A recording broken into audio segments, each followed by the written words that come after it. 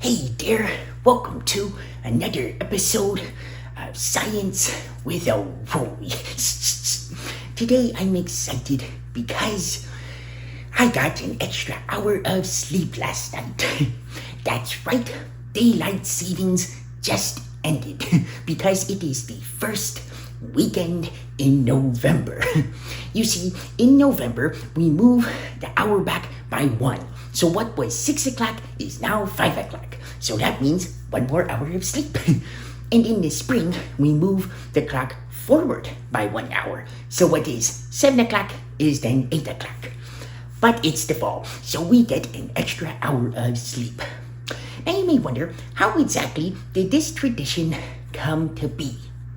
Well, what's interesting is a lot of people will say, well, you see, this tradition was put in place for farmers. But you see, that's not necessarily true.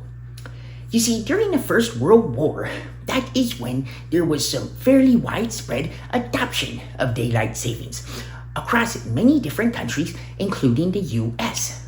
Now, they did it in order to save on energy costs. So in World War I and in World War II, it was quite common. But after that, at least in the US, it was on a state-by-state basis whether people actually had daylight savings. But in 1966, daylight savings was officially across the board approved so that in the United States, everybody had it.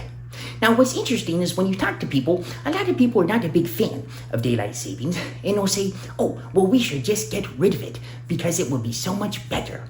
But what's interesting is in 1974, we actually did that. We got rid of it, and within a year, we got it back because it was not a very productive exercise getting rid of it. It turns out that there were a lot more accidents because people were driving around in the dark for longer, especially at this time of year.